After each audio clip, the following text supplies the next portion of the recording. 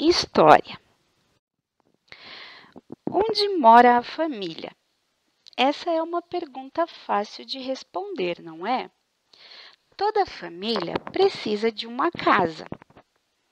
E as casas? Todas elas são iguais? Também é outra pergunta fácil de responder. As casas, elas não são iguais. Isso vai depender da condição financeira que cada família possui e também da cultura qual ela está inserida. As casas, elas podem ser de várias maneiras.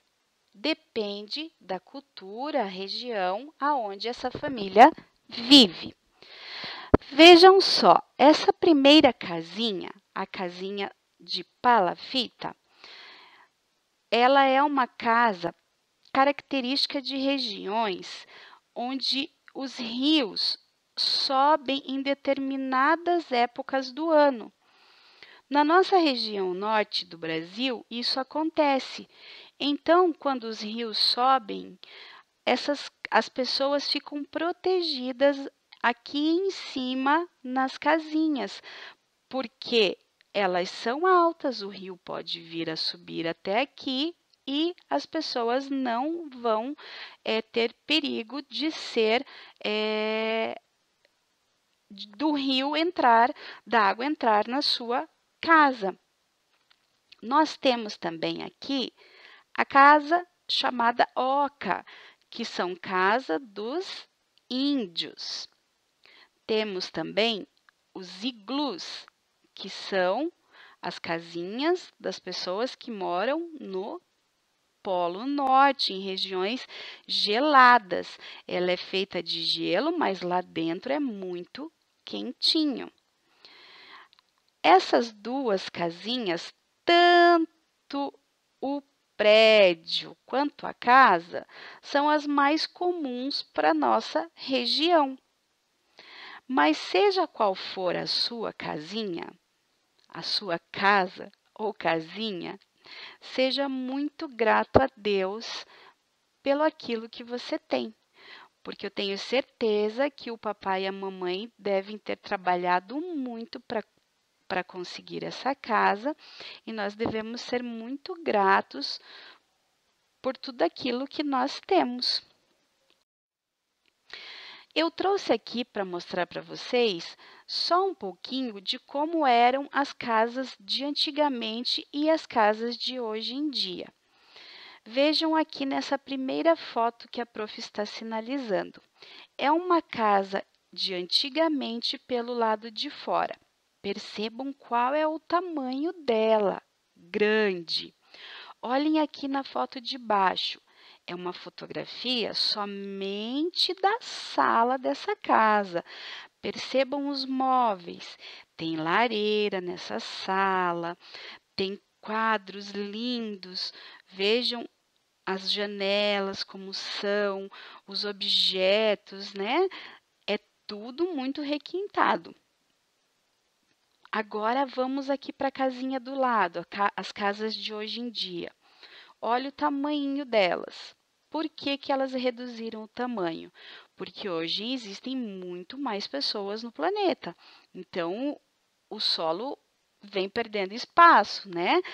A terra vem ficando apertadinha de tantas pessoas. Então, o tamanho das casas precisam diminuir, porque senão não vai caber todo mundo. E olhe uma foto de cima dessa casa, o tamanho dos cômodos. Esse cômodo aqui dessa casa tem o tamanho da sala dessa, mas está toda a casa aqui, ó. O quarto, banheiro, cozinha e a sala. Toda essa casa é o tamanho somente da sala dessa daqui. Perceberam que diferença? E agora eu vou finalizar falando sobre a aldeia dos índios Caiapós.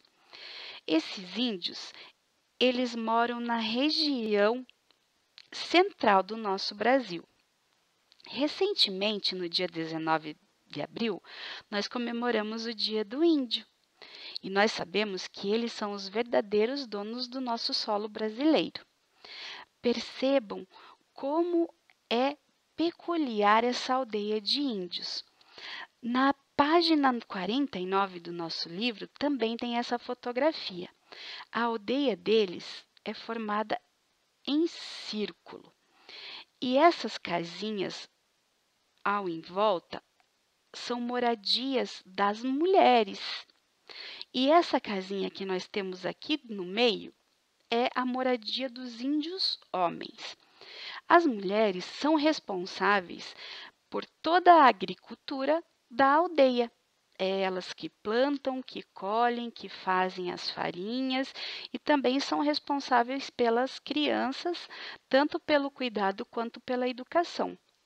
Os índios homens são responsáveis pela caça e quando eles não estão caçando ou pescando, eles ficam aqui no abrigo dos homens só conversando. Muito bem.